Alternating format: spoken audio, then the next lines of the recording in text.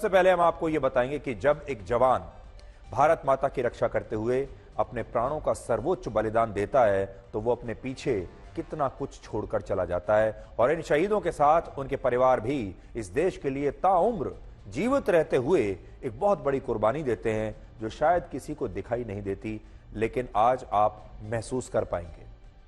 ये तस्वीरें कैप्टन दीपक सिंह के अंतिम विदाई की हैं, जिन्होंने जम्मू कश्मीर के डोडा में आतंकवादियों के साथ हुई मुठभेड़ में अपनी शहादत दे दी।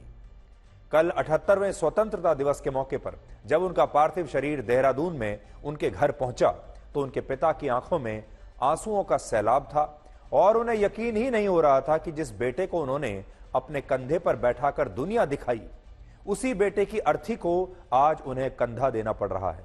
और सोचिए, एक पिता के लिए इससे बड़ा बोझ और क्या हो सकता है।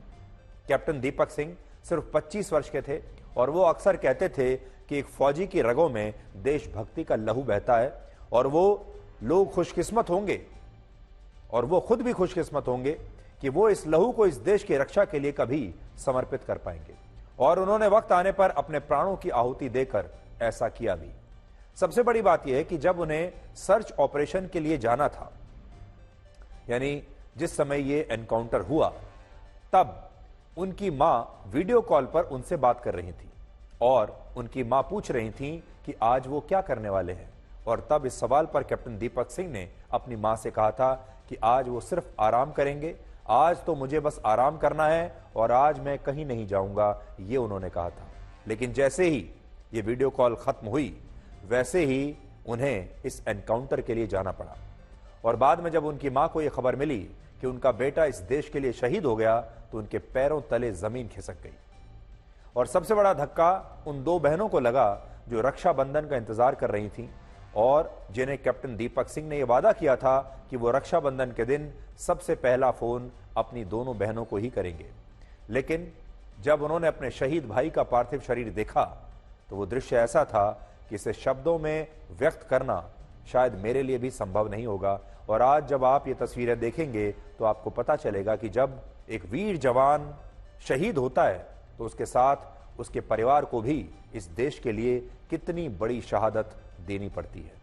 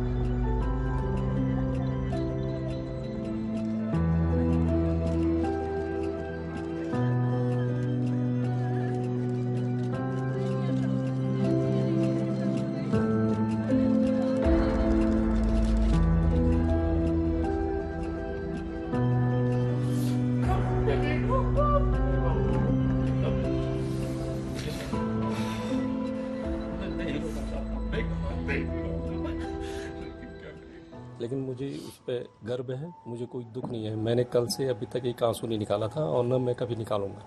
मरना तो एक दिन सबको है ही, कोई तो मर रहा नहीं, लेकिन उसने देश के लिए अपने प्राण दिए हैं।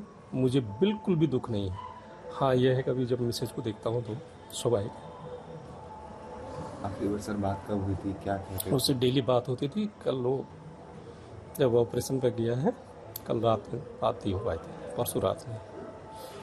उससे अक्सर था, जब भी उसको समय लगता था, लेकिन वो जहाँ भी होता था उसके अपोजिट बताता था। वो केवल मेरे को और उसको ही पता रहता था। इनको बच्चों को और मम्मी को ये कहता था कि रात में मैं पार्टी में जा रहा हूँ, और जबकि वो किसी अन्य चीज़ में रहता था। और परसों भी इनको कह के गया कि मैं यूनिट में जा रहा हूँ, और कभी रात में 8:30 बजे करीब मैं अब सोने जा रहा हूँ, जो कि संभव नहीं था। और कभी कभार तो नीचे के उसके शूज जो है पहने हुए हैं और नीचे के ड्रेस पहनी हुई है, ऊपर की उतार देता था कि ये लोग जो है समझ ना पाए कि अब मैं सोने जा रहा हूँ, बस आराम कर रहा हूँ। और जबकि वो फिर दूसरे दिन सुबह आता था। तो आपने देखा हमारे जो वीर जवान हैं, उनके परिवार भी कितनी बड़ी शहादत, कितनी बड़ी कुर्बानी हमारे देश के लिए देते हैं। और कैप्टन दीपक सिंह अक्सर अपने परिवार से कई बार झूठ बोल दिया करते थे, क्योंकि उन्हें पता था, वो जानते थे कि परिवार सच्चाई जानकर काफी चिंतित हो जाएगा। तो ऐसे होते हैं हमारे वीर जवान। और कैप्टन दीपक सिंह अपने पर्स में हमेशा अपने परिवार की एक तस्वीर छुपा कर रखा करते थे, जिसे वो कभी कभी जब याद आती थी परिवार की, तब वो देख लिया करते थे और अपने माता पिता और बहनों को अक्सर वीडियो कॉल करते थे। और हमारे जवानों की कहानी ऐसी ही होती है, जिसमें वो अपने छोटे से पर्स में अपना सारा परिवार लेकर चलते हैं और अपने दिल में पूरा हिंदुस्तान छिपा कर रखते हैं। ये वो परिवार है जिसने आज आप सब के लिए, इस देश के लिए अपनी सबसे बड़ी कुर्बानी दे दी। और ये बात मैंने पहले भी आपसे कही थी कि हमारे ये सैनिक देखने में किसी हीरो से कम नहीं है। ये चाहते तो एक्टर बन सकते थे, मॉडलिंग कर सकते थे, सोशल मीडिया पर इन्फ्लुएंसर बन सकते थे, बहुत पैसा कमा सकते थे, लेकिन इन्होंने इस देश का सैनिक बनना पसंद किया। और जब इन्हें भारत माता की रक्षा करने के लिए अपने प्राणों की आहुति देनी थी, तब भी ये अपने कर्तव्य से जरा भी पीछे नहीं हटे। एक बार भी उन्होंने ये सोचा नहीं कि उन्हें ये करना है या नहीं। और इनका परिवार भी आज इनकी शहादत पर गर्व कर रहा है। और इसीलिए हमें लगता है कि शहीदों के ये परिवार अब आपकी और हमारी जिम्मेदारी हैं, और इन्हें आपको कभी भी भूलना नहीं चाहिए। इनके सम्मान में कभी भी कोई कमी नहीं आनी चाहिए। भारत के ये वीर जवान सीमा पर इसलिए शहीद होते हैं, इसलिए अपनी शहादत देते हैं, ताकि आप सब लोग इस देश में शांति के साथ निडर होकर आजादी से सांस ले सके, ताकि आप सब लोग, आपका परिवार सुरक्षित रह सके। इसलिए इन वीर सैनिकों के परिवार अपनी कुर्बानी दे देते हैं आपके परिवारों के लिए। सोचिए, जब इसी देश के एक सरकारी अस्पताल में एक महिला डॉक्टर ऑन ड्यूटी का बलात्कार हो जाता है, उसके बाद निर्मम हत्या हो जाती है, तो इससे आज हमारे इन वीर जवानों की आत्मा को कितना दुख पहुंचता होगा। और उनकी आत्मा शायद ये सब देखकर आज कितना रो रही होगी। उन्होंने इस देश की रक्षा तो कर ली, लेकिन आज भी हमारे देश में, हमारी सीमाओं के अंदर कुछ लोग ऐसे बैठे हैं जो इस देश के सबसे बड़े दुश्मन हैं। कोलकाता की घटना ने आज पूरे देश को झकझोर कर रख दिया है, और यह घटना अब देश के हर नागरिक के लिए एक शूल जैसी बन गई है, जो उनके सीने को लगातार रक्त रंजित कर रही है। आज से 12 साल पहले वर्ष 2012 में जब दिल्ली में निर्भया गैंगरेप की घटना हुई थी, उस समय पूरा देश जाग गया था, पूरे देश की आंखों में आंसू थे, और पूरे भारत में उस घटना के खिलाफ लोग सड़कों पर उतर आए थे। और आज 12 वर्षों के बाद फिर से देश के लोग जाग गए हैं, और आज देश भर में इस घटना के खिलाफ बड़े पैमाने पर विरोध प्रदर्शन हो रहे हैं। और ये तस्वीरें अब से कुछ देर पहले दिल्ली के इंडिया गेट से आई हैं, जहां बहुत बड़ी संख्या में डॉक्टरों ने कोलकाता की निर्भया के लिए ये कैंडल मार्च निकालकर इंसाफ मांगा है। और याद कीजिए, 12 वर्ष पहले भी इसी इंडिया गेट पर इसी तरह का एक कैंडल मार्च निकाला गया था, तब निर्भया के लिए। लेकिन दुख इस बात का है कि हमारे देश के लोग जागते तो हैं, 2-4 दिन के लिए आंसू भी बहाते हैं, लेकिन बाद में ऐसी तमाम घटनाओं को बहुत जल्दी भूलकर सो भी जाते हैं। और यही कारण है कि हमारे देश में ऐसी घटनाएं लगातार होती रहती हैं। निर्भया कांड जब हुआ था तो ऐसा लगा था कि देश जाग उठा है, हमारा समाज जाग उठा है, अब इस तरह की घटनाएं नहीं होंगी। कानूनों में भी हमने बड़े बड़े बदलाव किए, सजाओं को और सख्त कर दिया ताकि अपराधियों को भी डर लगे, लेकिन कुछ नहीं हुआ। ना तो अपराधियों को डर लगता है, ना समाज में कोई सुधार हुआ है, और आज भी वैसी ही घटनाएं आज भी आपको देखने को मिल रही है।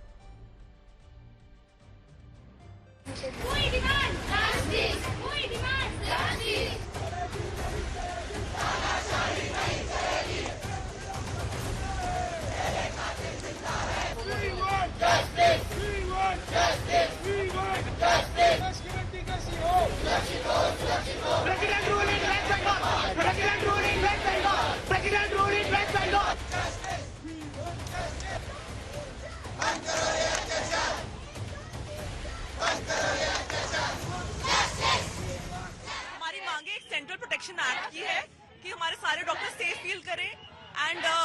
justice for the girls who were brutally raped and murdered.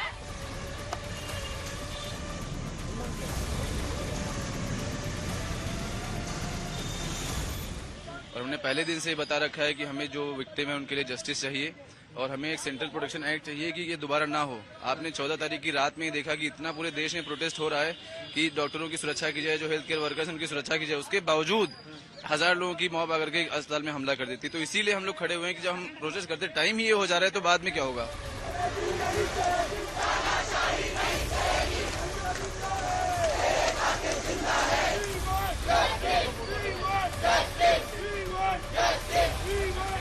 में जो हुआ है रेजिडेंट्स के लिए अरेंजमेंट्स होने चाहिए। ये क्या तमाशा है कि इन्हीं के ऊपर सारे हॉस्पिटल्स चलते हैं आफ्टर द रूटीन आवर्स, और इनके लिए एक जगह भी नहीं होती है बैठने के लिए, सोने के लिए, रेस्ट करने के लिए।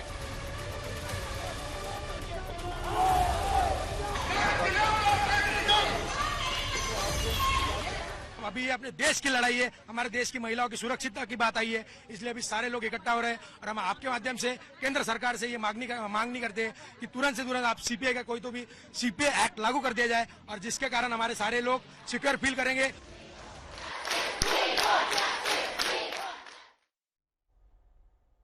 जानते हैं, सबसे दुख की बात यह है कि ये जो डॉक्टर्स आपने देखे सारे युवा डॉक्टर्स हैं, ये हमारे देश के सबसे मेधावी छात्रों में से एक हैं, क्योंकि जब डॉक्टर आप बनते हैं तो टैलेंट की आवश्यकता होती है, आपको मेधावी तो होना ही होता है, वर्षों की मेहनत करनी पड़ती है। और ये हमारे देश की क्रीम है, वो बच्चे जिन्होंने वर्षों तक मेहनत की है, तपस्या की है। इनके माता पिता ये सपना देखा करते थे कि एक दिन हमारा बच्चा बड़ा होकर डॉक्टर बने, और अब ये डॉक्टर बन गए और आज ये डॉक्टर सड़कों पर परेशान होकर घूम रहे हैं क्योंकि ये सुरक्षा चाहते हैं। और आज भी हम इन्हें काम करने की जगह पर यानी इनके वर्क प्लेस पर कोई बुनियादी सुविधाएं दे नहीं पा रहे हैं। अभी किसी एक डॉक्टर ने कहा कि उनके पास ऐसी भी जगह नहीं है जहां बैठकर वो सुस्ता सकें या थोड़ी देर की एक नींद भी ले सके। ये कितना बड़ा दुर्भाग्य है हमारे देश का कि हम अपने डॉक्टर्स की आज इज्जत तो करते हैं। हमारे देश में आज भी डॉक्टर को डॉक्टर साहब कहा जाता है, उसे भगवान का रूप माना जाता है, लेकिन उस भगवान के रूप को हम एक बैठने की जगह नहीं दे सकते, उसे बुनियादी सुविधाएं आज भी हम नहीं दे सकते। और आज भी अगर आप देखेंगे सरकारी अस्पतालों का कितना बुरा हाल है, आप खुद जानते हैं, अगर आप में से बहुत सारे लोग सरकारी अस्पतालों में गए होंगे। इंडियन मेडिकल एसोसिएशन ने ऐलान किया है कि 17 अगस्त को, यह तिथि आप याद रखिएगा, 17 अगस्त को देश भर के डॉक्टर यानी पूरे देश के डॉक्टर 24 घंटे के लिए हड़ताल पर रहेंगे और इस दौरान इमरजेंसी के अलावा बाकी सभी सेवाएं बंद रहेंगी। इसलिए 17 अगस्त को आप ध्यान रखिएगा। अगर आपको अस्पताल उस दिन जाना भी पड़े तो सोच समझकर जाइएगा, क्योंकि देश भर के डॉक्टर उस दिन हड़ताल पर होंगे। और आज ही केंद्रीय स्वास्थ्य मंत्रालय ने एक नया आदेश जारी किया है कि अब से सभी अस्पतालों और मेडिकल संस्थानों को डॉक्टर और स्वास्थ्य कर्मियों पर हुए किसी भी हमले की घटना में 6 घंटे के अंदर एफआईआर दर्ज करानी होगी, और अगर कोई मेडिकल संस्थान ऐसा नहीं करेगा तो फिर उसके खिलाफ सख्त कार्रवाई की जाएगी। आज पूरा देश सिर्फ एक सवाल का जवाब जानना चाहता है, और वो सवाल ये है कि क्या ये रेप और मर्डर का मामला है या फिर ये गैंग रेप और मर्डर का मामला है। यानी जो आरोपी है जिसने ये काम किया है, क्या वो एक आदमी था या फिर वो कई लोग थे। आज सीबीआई की टीम क्राइम सीन पर एक 3D लेजर स्कैनर के साथ पहुंची, जिससे घटनास्थल से ऐसे डिजिटल साक्ष्य और ब्लूप्रिंट तैयार किए जाएंगे जिनसे यह पता चल पाएगा कि 8 और 9 अगस्त की रात को जब यह घटना हुई उस समय इस सरकारी अस्पताल के इस सेमिनार हॉल में कुल कितने लोग मौजूद थे। और ये वो 3D स्कैनर है जिसका विदेशों में भी काफी इस्तेमाल होता है, और इसकी मदद से कई देशों में अपराध की मुश्किल से मुश्किल गुत्थियों को सुलझाया गया है। इसलिए आज इस 3D स्कैनर के जरिए सीबीआई पता करेगी कि उस रात क्या हुआ था, कितने लोग उस जगह पर मौजूद थे। और जब तक इस मामले में कोलकाता पुलिस जांच कर रही थी तब तक उसका यही दावा था कि ये एक रेप और मर्डर की घटना है, और इसमें शामिल आरोपी को उसने गिरफ्तार भी कर लिया था, जिसका नाम है संजय रॉय, और ये 33 वर्ष का एक आदमी है। पुलिस का कहना है कि संजय रॉय ने 8 और 9 अगस्त की रात को अस्पताल के पीछे शराब पी, यौन उत्पीड़न के हिंसक वीडियो देखे और इसके बाद उसने इस वारदात को अंजाम दिया। और पुलिस का यह भी कहना था कि उसके पास जो सीसीटीवी फुटेज है उसमें सिर्फ संजय रॉय ही एक ऐसा व्यक्ति दिखाई देता है जो उस दिन बिना किसी कारण के बाहर से अस्पताल के अंदर आया था। और कोलकाता पुलिस के मुताबिक उसने इस केस को लगभग सुलझा लिया था, वो आरोपी तक पहुंच गई थी।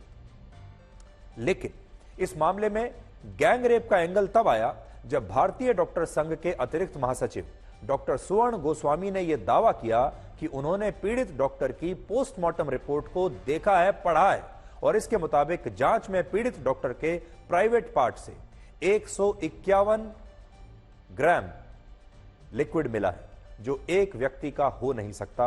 और वो पूरे दावे के साथ ये कह रहे हैं कि ये गैंगरेप का ही मामला है। यहां हम एक बात स्पष्ट करना चाहते हैं कि अब तक ये पोस्टमार्टम की रिपोर्ट को सार्वजनिक नहीं किया गया है और ना ही हमने इस रिपोर्ट को पढ़ा है, इसलिए हम पूरे दावे के साथ, विश्वास के साथ नहीं कह सकते कि डॉक्टर सुवर्ण गोस्वामी जो बात कह रहे हैं वो पूरी तरह से सही है या नहीं। लेकिन अब बहुत सारे लोग इस बात को कह रहे हैं, मांग कर रहे हैं कि यह गैंगरेप का मामला हो सकता है और यह बात तब पता चलेगी जब पोस्टमार्टम की रिपोर्ट को सार्वजनिक किया जाएगा। लेकिन अगर इन डॉक्टर साहब के दावे में जरा भी सच्चाई है तो इससे यह मामला गैंगरेप का बन सकता है। और शायद यही कारण है कि सीबीआई भी अभी सिर्फ इसी बात की जांच कर रही है कि उस दिन घटनास्थल पर कुल कितने लोग मौजूद थे, क्योंकि अगर एक बार यह पता चल गया तो इससे यह स्पष्ट हो जाएगा कि यह रेप का मामला है या फिर यह गैंगरेप का मामला है। यहां एक और सवाल यह है कि अगर यह गैंगरेप का मामला है तो फिर अस्पताल के सीसीटीवी वीडियो में सिर्फ एक ही आरोपी अंदर जाता हुआ क्यों दिख रहा है? और अगर यह गैंगरेप है तो फिर क्या बाकी के आरोपी पहले से ही अस्पताल के अंदर मौजूद थे? तो यह भी एक थ्योरी हो सकती है कि यह जो संजय रॉय नाम का आदमी है यह बाहर से अंदर गया अस्पताल के और दिख रहा है, लेकिन हो सकता है कि जो बाकी लोग हैं वो पहले से ही अस्पताल में मौजूद हों। यहां एक बड़ा सवाल यह भी है कि आरोपी संजय रॉय को यह बात किसने बताई कि इस 7 मंजिला अस्पताल के तीसरे फ्लोर पर मौजूद एक सेमिनार हॉल में एक महिला डॉक्टर अकेले सो रही है, क्योंकि वो सीधे वहां कैसे पहुंचा? आप खुद सोचिए, अगर यह आरोपी नशे में था, शराब पीकर अस्पताल में आया था, तो ये सीधे तीसरे मंजिल के उसी सेमिनार हॉल में कैसे पहुंच गया जहां यह महिला डॉक्टर सोने के लिए गई थी? और क्या इसे किसी ने यह बताया था कि वहां या फिर वहां पर कुछ और हुआ था, यानी कुछ और लोग भी वहां पर शामिल थे? इन तमाम सवालों के जवाब अब सीबीआई भी ढूंढ रही है, जिसके लिए उसने उन 4 डॉक्टरों से आज पूछताछ की है जो वारदात वाले दिन इस महिला डॉक्टर के साथ नाइट ड्यूटी पर मौजूद थे और इन डॉक्टरों ने उसके साथ रात में खाना भी खाया था। इसके अलावा सीबीआई ने इस अस्पताल की मौजूदा प्रिंसिपल और पूर्व प्रिंसिपल डॉक्टर संदीप घोष से भी पूछताछ की, जिससे ऐसा लगता है कि इस मामले में कुछ तो ऐसा है जो अभी सबके सामने आना बाकी है। और अभी इस मामले की जांच जिस दिशा में जा रही है और जिस तरह के बयान कोलकाता पुलिस की तरफ से आए हैं, उनसे अस्पताल की भूमिका को लेकर भी कई तरह के संदेह पैदा होते हैं। कोलकाता पुलिस के कमिश्नर विनीत गोयल ने आज अपनी प्रेस कॉन्फ्रेंस में कहा कि पुलिस उन ट्रेनी डॉक्टरों को सिर्फ इस बात के लिए गिरफ्तार तो नहीं कर सकती जो घटना के वक्त अस्पताल में वहां मौजूद थे। और इस बयान से पता चलता है कि इस मामले में हो सकता है कि अस्पताल के अंदरूनी कुछ लोग हों कि उनकी पूछताछ, गहन पूछताछ चल रही हो, या हो सकता है उनका भी कोई हाथ नजर आता हो। I have been telling from day one that we have nothing to hide. We have nothing to hide. Only on the basis of evidence. These are young boys, talented boys. I cannot arrest them just because he was present on duty on those at that particular place of duty. Kolkata के जिस सरकारी अस्पताल में घटना हुई वो अस्पताल पहले से भी काफी विवादों में रहा है। आप शायद इस अस्पताल के बारे में जानते नहीं होंगे। कोलकाता के लोग तो जानते हैं, जो यहां काम करते हैं वो जानते हैं, लेकिन देश के बाकी लोगों को इस अस्पताल की पुरानी कहानियों के बारे में पता नहीं होगा। आज हमने कुछ कहानियों को खोद कर निकाला है और इस अस्पताल की कई ऐसी कहानियां हैं जो न सिर्फ बहुत डरावनी है, बल्कि इन कहानियों का मौजूदा घटना से भी एक संबंध हो सकता है। कुछ कहानियां तो ऐसी हैं जो आपको ऐसा लगेगा जब मैं वो कहानी आपको सुनाऊंगा जैसे आप कोई हॉरर फिल्म देख रहे हैं। इस अस्पताल का नाम है आर.जी. कर मेडिकल कॉलेज और हॉस्पिटल, जो भारत के सबसे पुराने अस्पतालों और मेडिकल संस्थानों में से एक है और इसकी स्थापना डॉक्टर राधा गोविंद कर ने आज से 138 वर्ष पहले वर्ष 1886 में की थी और वर्ष 1958 में यह एक सरकारी अस्पताल बन गया था। लेकिन देश में इस अस्पताल की सबसे ज्यादा चर्चा हुई वर्ष 2001 में, जब सौमित्र बिस्वास नाम के एक ट्रेनी डॉक्टर ने अपने हॉस्टल के कमरे में फांसी लगाकर खुदकुशी कर ली थी। उस समय ज्यादातर ट्रेनी डॉक्टर्स का यह आरोप था कि सौमित्र बिस्वास की हत्या हुई है और उनके शव को हत्या के बाद बड़े सुनियोजित तरीके से पंखे से लटका दिया गया और इस साजिश के पीछे उन्होंने अस्पताल का मैनेजमेंट और कुछ स्वास्थ्य कर्मियों पर गंभीर आरोप लगाए थे। इन डॉक्टरों और छात्रों का कहना था कि इस समय इस अस्पताल में बाहर से प्रोस्टिट्यूट्स को लाकर पॉर्न वीडियो बनाए जाते हैं। बहुत बड़ा आरोप इस अस्पताल पर लगा है कि बाहर से सेक्स वर्कर्स को यहां लाया जाता है, उनके साथ पॉर्न वीडियोस इस अस्पताल में बनाए जाते हैं और कई बार तो शवों के साथ भी पॉर्न वीडियोस बनाए गए। और जब सौमित्र बिस्वास को अस्पताल में काम करते हुए इस रैकेट के बारे में पता चला, इस गोरख धंधे के बारे में पता चला और उन्होंने इसके खिलाफ शिकायत करने का फैसला किया, तो आरोपों के मुताबिक उनकी हत्या कर दी गई और इस पूरे मामले को एक आत्महत्या का मामला बना दिया गया। और अगर आप इस घटना को देखें तो इस मामले में भी इस महिला डॉक्टर के बलात्कार और हत्या को पहले आत्महत्या का मामला बताया गया और सबसे बड़ी बात यह कि इस घटना में जो आरोपी अभी गिरफ्तार हुआ है वो भी अस्पताल के पीछे यौन उत्पीड़न के पॉर्न वीडियोस देखकर ही आया था, जिससे यह पता चलता है कि इस अस्पताल का रिकॉर्ड अच्छा नहीं रहा है और यहां इस तरह की घटनाएं पहले भी होती रही। अब आगे चलते हैं। वर्ष 2003 में एक हाउस स्टाफ ने इस अस्पताल में आत्महत्या कर रही थी और फिर वर्ष 2016 में भी एक डॉक्टर की सड़ी हुई लाश इस अस्पताल से बरामद हुई थी, जबकि पिछले ही साल एक इंटर्न डॉक्टर की इसी अस्पताल में संदिग्ध परिस्थितियों में मौत हो चुकी थी। बड़ी बात यह है कि इन सभी मामलों में डॉक्टरों द्वारा कई आरोप लगाए गए, लेकिन इनमें से एक भी मामले में आज तक इन आरोपों की कभी कोई पुष्टि नहीं हुई और इससे पता चलता है कि इस अस्पताल में जो घटनाएं हुई हैं या होती हैं और उन्हें लेकर जो आरोप लगते हैं वो आरोप एक रहस्य बनकर रह जाते हैं। इस अस्पताल के बारे में बहुत सी बातें ऐसी हैं जो बहुत एक रहस्य की तरह लगती हैं, एक मिस्ट्री की तरह लगती है। और आज आपको यह बात भी याद रखनी चाहिए कि इस अस्पताल में सीबीआई को जांच तब मिली जब क्राइम सीन कुछ दिनों तक कोलकाता पुलिस के नियंत्रण में था। इसलिए सीबीआई की सबसे बड़ी परीक्षा यही है कि वो इस केस को सुलझाएगी कैसे। अगर दुनिया में राजनीति का कोई ओलंपिक खेल होता तो उसमें भारत के नेता सबसे ज्यादा गोल्ड मेडल जीतकर लाते और इस बात को आप आज इन तस्वीरों से समझिए। जिस पश्चिम बंगाल में मुख्यमंत्री, स्वास्थ्य मंत्री और गृह मंत्री होने के नाते ममता बनर्जी को इन अपराधों को रोकना था, उनका पहला कर्तव्य इन अपराधों को रोकने का था, उनकी जिम्मेदारी थी और उनका कर्तव्य और जिम्मेदारी कानून व्यवस्था को मजबूत रखना था। डॉक्टर्स और अस्पतालों की सुरक्षा उनकी जिम्मेदारी थी। आज वही ममता बनर्जी कोलकाता की सड़कों पर इस घटना के विरोध में विशाल जुलूस निकाल रही थी, विरोध प्रदर्शन कर रही थी। ममता बनर्जी का कहना है कि उनकी पुलिस इस मामले की 90% जांच पूरी कर चुकी है और अब सीबीआई को सिर्फ शेष 10% जांच पूरी करनी है। और उन्होंने ये भी कहा कि सीबीआई अब कुछ भी करके 18 अगस्त तक इस घटना के दोषी को फांसी पर लटकाए। 18 अगस्त तक। सोचिए, आज 16 अगस्त हो गई और ममता बनर्जी चाहती हैं कि 2 दिन के अंदर अंदर सीबीआई पूरा केस सॉल्व कर ले और आरोपी को फांसी पर भी लटका दे।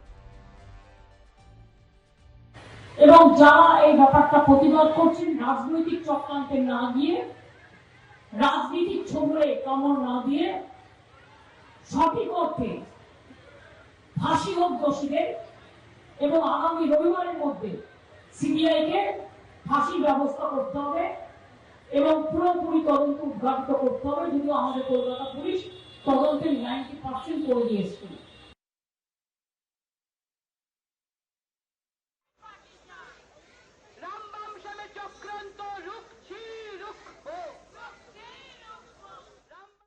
ममता बनर्जी विपक्ष के इंडिया गठबंधन का हिस्सा हैं, लेकिन कांग्रेस पार्टी की तरफ से अधीर रंजन चौधरी ने कहा है कि इस घटना में ममता बनर्जी की सरकार और उनकी पुलिस ने अपना काम ठीक से नहीं किया और बीजेपी ने भी इस मामले में राज्य सरकार और पुलिस की भूमिका पर गंभीर सवाल उठाए हैं और इस पूरी घटना पर जांच से ज्यादा अब राजनीति हो रही है। आप खुद बौखलाए हुए हैं, जवाब आपको जुबान से नहीं निकालते हैं। आप सारे घटना को आम लोगों के सामने घुमा फिरा के तोड़ के मोड़ के आप पेश करना चाहते हैं, क्योंकि आम लोगों की निगाहों में आप और आपके पार्टी निर्दोष साबित हो सके। बस यही आपका मनसा है। आपको कैसे पता चलेगा कहां से कहां जाना पड़ेगा मेडिकल कॉलेज के अंदर? कैसे पता चलेगा आपको? आपको किसी ने ब्लूप्रिंट दिया और फटाफट 25-30 मिनट के अंदर ये काम निपटाने के लिए कहा गया। पूरा ब्लूप्रिंट के साथ ये लोग गए तोड़फोड़ करने के लिए। किसने तैयार किया? प्रिंसिपल का भी कोई बयान नहीं लिया। वो पुलिस 150 इतना सारा सीमन के बाद भी बोलता है कि वो एक आदमी का है। एक आदमी ने उतनी बुरी तरह से मारा, उसका फोटो देखा मैंने, पब्लिश नहीं कर सकती हूँ। भाई सरकार आपकी है ना, वहाँ पर ये जिम्मेदारी ममता बनर्जी जी की खुद की बनती है ना, उनकी सरकार की जिम्मेदारी बनती है। पहले तो जो घटना घटी उसको रोकने में आप पूरी तरीके से नाकामयाब रही। एक महिला मुख्यमंत्री के रहते हुए इस तरीके की घृणित घटना को वहाँ पे अंजाम दिया गया। उसके बाद सबूतों को मिटाने की सोच के साथ आधी रात के बाद जिस तरीके से हजारों की संख्या में असामाजिक तत्व वहां पर घुसे, जिस तरीके से उन्होंने तोड़फोड़ वहां पर करने का काम किया, ये अपने में दर्शाता है कि कोई तो है जो किसी को बचाना चाहता है।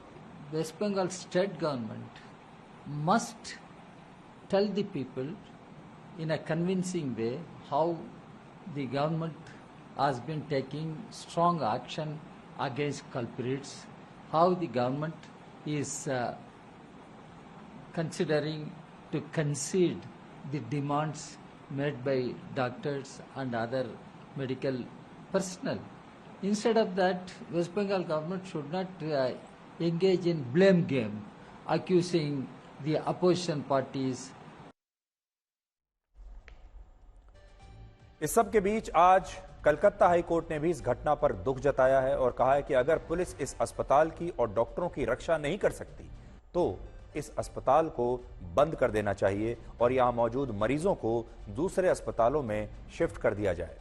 हाईकोर्ट के चीफ जस्टिस ने कहा कि ऐसा कैसे हुआ कि अस्पताल के बाहर 7,000 लोगों ने इकट्ठा होकर हिंसा की और पुलिस के खुफिया विभाग को इसकी भनक तक नहीं लगी और पूरा सुरक्षा तंत्र उस दिन फेल हो गया। जबकि कोलकाता पुलिस का कहना है कि उसने इस हिंसा में अब तक सिर्फ 19 लोगों को गिरफ्तार किया है इन हजारों लोगों में से। और सबसे बड़ी बात यह कि पुलिस इन आरोपियों का नाम और उनकी पहचान को सार्वजनिक कर रही है, जो कि अच्छी बात है, क्योंकि पूरे देश को यह पता तो चलना चाहिए कि जिन लोगों ने उस दिन इस अस्पताल पर हमला किया वो लोग कौन थे। लेकिन हमारे देश में असल में दुख की बात यह है कि इस तरह के बलात्कार के मामलों पर भी राजनीति होती है और हमारे देश के नेता सबसे पहले यह देखते हैं कि यह बलात्कार की घटना किस राज्य में हुई है। आपको याद होगा, इस तरह की घटना अगर उत्तर प्रदेश में हो जाती, 2020 में आपको याद होगा हाथरस में भी एक ऐसी ही घटना हुई थी और 2017 में उत्तर प्रदेश में एक उन्नाव में ऐसी घटना हुई थी।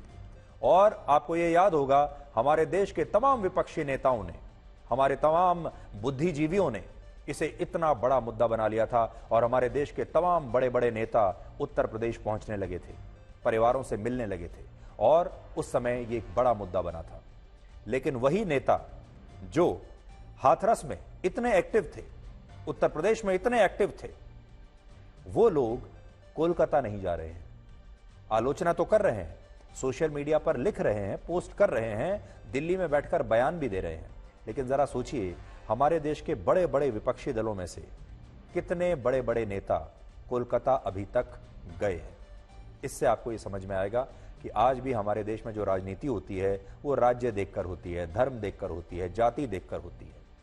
लेकिन हमारा ये कहना है कि बेटी किसी की भी हो, किसी भी राज्य में हो, महिला किसी भी राज्य की हो, किसी भी धर्म की हो, किसी भी जाति की हो, अगर उसके साथ कोई ज्यादती हुई है तो उस पर समान नियम लागू होना चाहिए।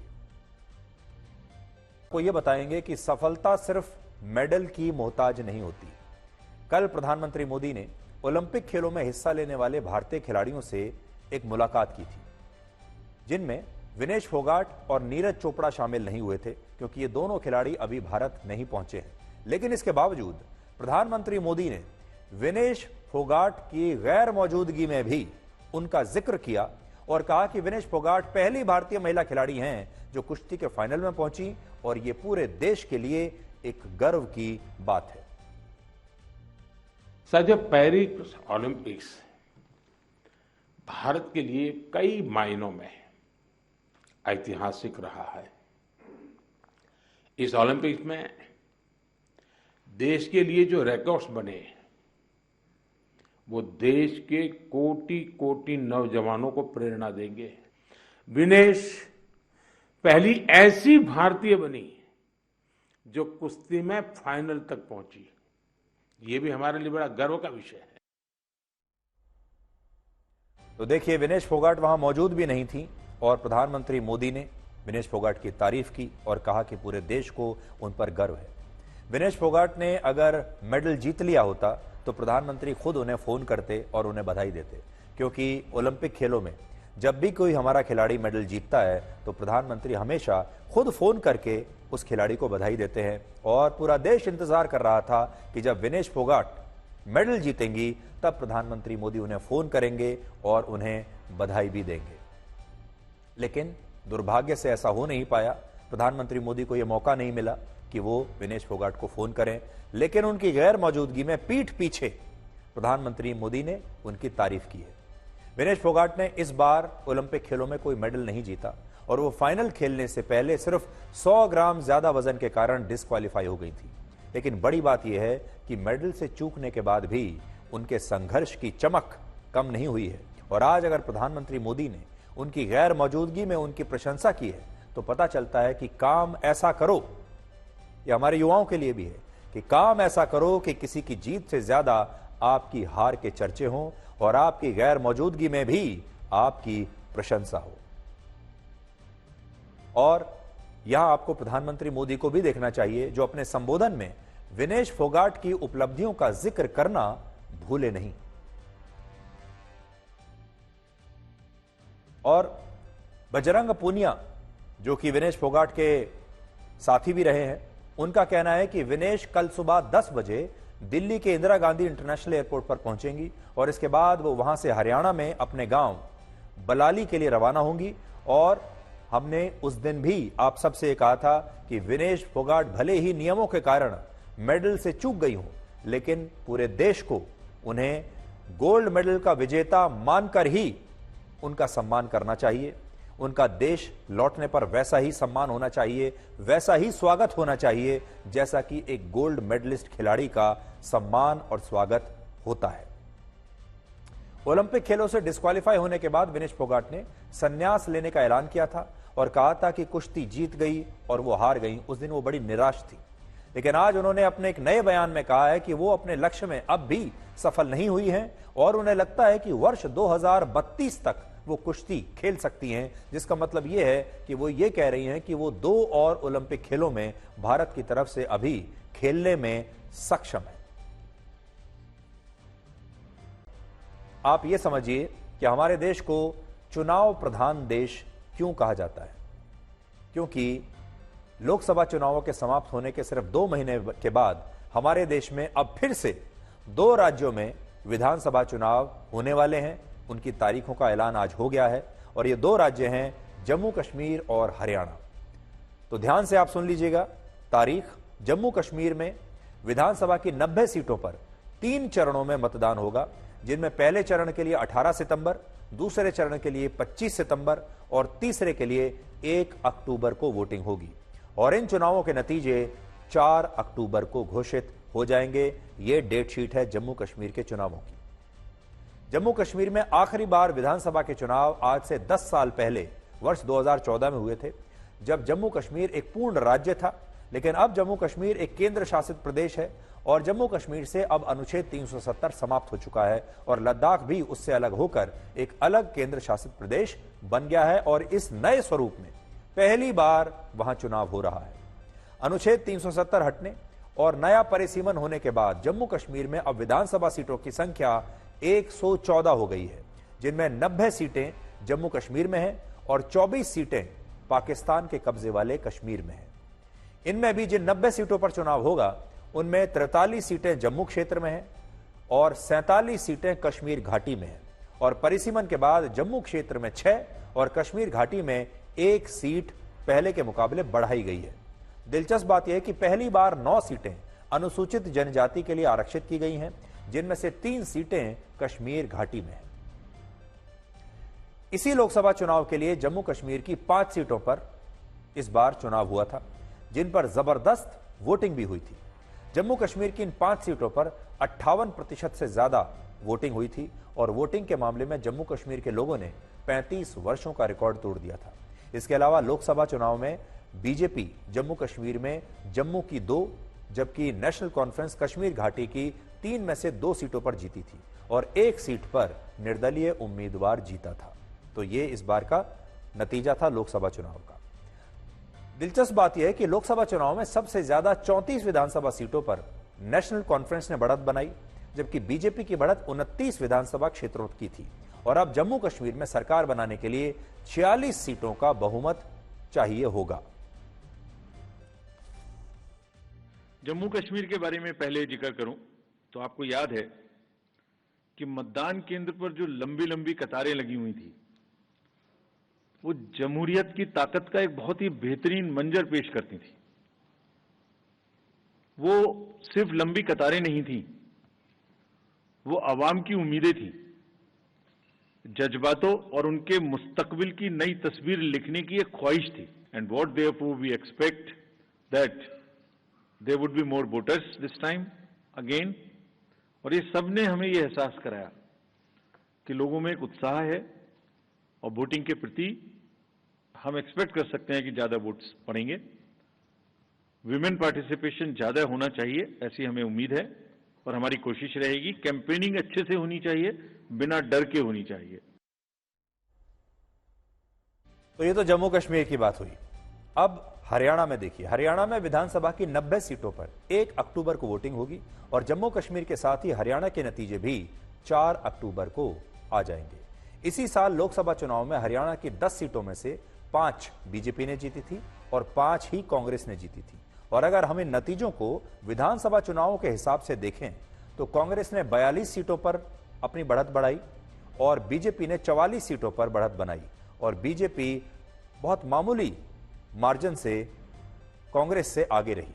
हालांकि इस बार हरियाणा में बीजेपी की राह थोड़ी मुश्किल दिखती है और इसका बड़ा कारण यह है कि हरियाणा में 10 वर्षों से बीजेपी की सरकार है और उसके खिलाफ लोगों में एंटी इनकम्बेंसी वेव दिखाई दे रही है और ये एंटी इनकम्बेंसी लोकसभा के चुनाव में भी नजर आई थी और यही कारण है कि इस बार बीजेपी वहां कई सीटें हार गई। अब हम आपको बड़ी दिलचस्प तस्वीरें दिखाना चाहते हैं। आपको अफगानिस्तान लेकर चलते हैं और अफगानिस्तान में हम आपको तालिबान की परेड दिखाएंगे। तालिबान की सरकार ने अपने 3 साल पूरे करने का जश्न मनाया है और ये वही तालिबान है जिसे कुछ समय पहले तक पूरी दुनिया आतंकवादी मानती थी। इसलिए आज आप कह सकते हैं कि ये एक तरीके से पूर्व आतंकवादियों की परेड है। इस परेड की तस्वीरें बड़ी दिलचस्प हैं जो आज पूरी दुनिया को देखनी चाहिए और खास तौर पर अमेरिका को तो ये तस्वीरें आज जरूर देखनी चाहिए। आप जरा देखिए तस्वीरों को। 14 अगस्त को तालिबान ने ये सैनिक परेड निकाली जिसमें उनके सैनिक शामिल थे। ये परेड काबुल से 40 किलोमीटर दूर बगराम में उस जगह निकाली गई जो किसी जमाने में अमेरिका का सैन्य बेस हुआ करता था। परेड के दौरान तालिबान के लड़ाके सैनिकों की वर्दी में थे और इस मौके पर ईरान और चीन के डिप्लोमेट्स भी वहां पर मौजूद थे। तालिबान ने हथियारों और अपने सैन्य वाहनों का प्रदर्शन किया। उन सैन्य वाहनों पर तालिबान के झंडे लगे हुए थे और ये वही वाहन थे, वही हथियार थे जो अमेरिका यहां पर छोड़ गया था। बगराम बेस के ऊपर फाइटर जेट्स और हेलीकॉप्टर्स ने भी उड़ान भरी। इसके अलावा तालिबानियों ने बाइक्स पर मशीन गन लेकर भी एक अपनी अलग परेड निकाली थी। जरा इस परेड का ये पूरा के पूरा जो तस्वीरें हैं ये जरा आप देखिए। उम्मीद है आपको तालिबान की ये नई तस्वीरें पसंद आई होंगी। ये नया युग है। तालिबान को एक जमाने में पूरी दुनिया आतंकवादी कहती थी। तालिबान अपनी कट्टरपंथी विचारों के लिए जाना जाता है, महिलाओं पर अत्याचारों के लिए जाना जाता है। और तालिबान 3 वर्ष पहले जब सरकार में आया था तो पूरी दुनिया को बड़ा अजीब सा लगा था कि तालिबान सरकार में आ गया, अब दुनिया के जो बड़े बड़े देश हैं वो तालिबान के साथ किस तरह के रिश्ते बनाएंगे। लेकिन आज आप देख लीजिए, तालिबान अपनी परेड निकाल रहा है और तालिबान ने अब अपने आप को एक सरकार के तौर पर स्थापित कर लिया है और अमेरिका जैसे देश दूर से देख रहे हैं। और दिलचस्प बात यह है कि जो सारी गाड़ियां, बख्तरबंद गाड़ियां और जो हथियार आप देख रहे हैं, जो बड़े बड़े सैन्य वाहन आप देख रहे हैं, जो हेलीकॉप्टर्स अभी उड़कर गए थे, इनमें से ज्यादातर वही हैं जो अमेरिका यहां पर छोड़ गया था।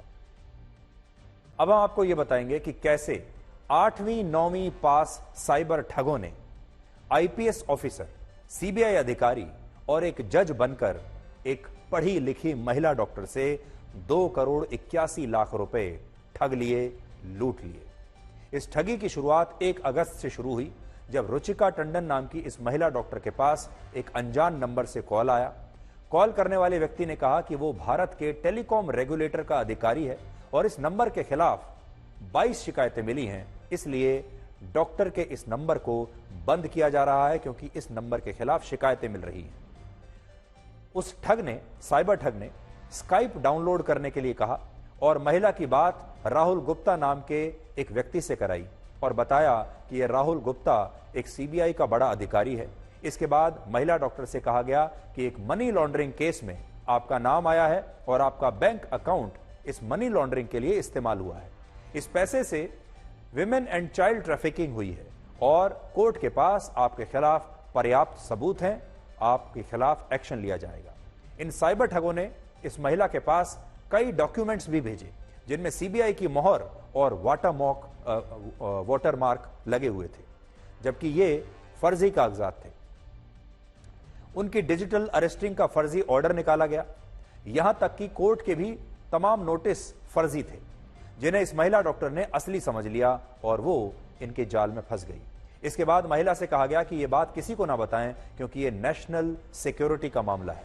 अगर ऐसा हुआ तो इसके लिए आपको अलग से सजा मिलेगी।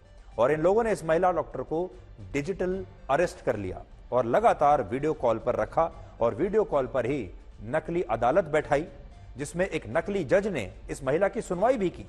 और इन लोगों ने महिला से उनकी संपत्ति का पूरा ब्यौरा ले लिया और कहा कि अपना पैसा सरकारी अकाउंट में ट्रांसफर करें और फिर इसकी जांच की जाएगी। अगर सही पाया गया तो पैसा आपको वापस कर दिया जाएगा। इसके बाद इस महिला डॉक्टर ने अपने 5 अलग अलग खातों से साइबर ठगों के 7 खातों में 2 करोड़ 81 लाख रुपए ट्रांसफर कर दिए। फिलहाल इस महिला डॉक्टर की शिकायत पर बैंक ने अब तक 27,88,000 रुपए बरामद कर लिए हैं, उन्हें फ्रीज कर दिया है। आप भी देखिए, सबसे बड़ी बात इसमें क्या है, ये जो साइबर ठग हैं ये ज्यादातर अनपढ़ लोग होते हैं। कोई 8वीं फेल है, कोई 10वीं फेल है, पढ़े लिखे लोग नहीं हैं। लेकिन ये कम पढ़े लिखे साइबर ठग पढ़े लिखे, अच्छे पढ़े लिखे लोगों को बेवकूफ बना रहे हैं। आप सोचिए, हमारे देश में ये जो महिला डॉक्टर हैं कितनी वर्षों की पढ़ाई करने के बाद मेधावी छात्रा रही होंगी, कितनी पढ़ाई के बाद डॉक्टर बनी होंगी, और आज उस डॉक्टर को इन 8वीं 10वीं फेल या पास समझ लीजिए आप, कम पढ़े लिखे साइबर ठगों ने कैसे बेवकूफ बनाया और लगभग 3.25 करोड़ रुपए इनके ठग लिए। वो डेली मुझे 6-7 दिन तक अलग अलग अकाउंट्स की डिटेल्स देते थे और वीडियो कॉल और व्हाट्सएप और स्काइपी के लिए अलग से फ़ोन खरीदवाया और उसमें व्हाट्सएप और स्काइपी डाउनलोड करवा के उससे वो पूरा टाइम मतलब they used to see monitor क्या मॉनिटर करते थे। हाँ जी, मुझे व्हाट्सएप पर जो ये लेटर्स दिए थे, कोर्ट के नोटिसेस दिखाए थे, कुछ एक रिट टाइप भी दिखाई थी और सर्विलियंस के 76 पॉइंट्स के सर्विलियंस के रूल्स भेजे थे। सब में लोगोज वाटर मार्क्स लगे हुए थे सीबीआई के, और कोर्ट के जो पेजेस थे उसमें स्टैम्प और पूरा कोर्ट के पेजेस थे। वो जो भी चीज़ें होती गई बिल्कुल समझ में नहीं आया क्या था। 2 से 3 करोड़ के बीच का अमाउंट है, अलग अलग ट्रांजैक्शन जी, सब मिलाकर। ये खबर आपको इसलिए दिखाई कि आप भी सावधान रहिए। अगर आपके पास ऐसा कोई फोन आता है, कोई सीबीआई अधिकारी बन के आपसे बात करता है या कोई और बड़ा पुलिस अधिकारी बन के बात करता है और आपसे पैसा मांगता है, तो ये एक रेड फ्लैग है। तुरंत ऐसे कॉल के बारे में आपको अपने पुलिस स्टेशन में जाना चाहिए, साइबर सेल में शिकायत दर्ज करानी चाहिए और इनके झांसों में आपको बिल्कुल नहीं पड़ना चाहिए। और पैसा तो कभी भूल कर भी किसी के अकाउंट में आपको ट्रांसफर नहीं करना चाहिए। और जिंदगी में शांति से जीने के 2 तरीके हैं। उन्हें माफ कर दीजिए जिन्हें आप भूल नहीं सकते, और उन्हें भूल जाइए जिन्हें आप माफ नहीं कर सकते। नमस्कार।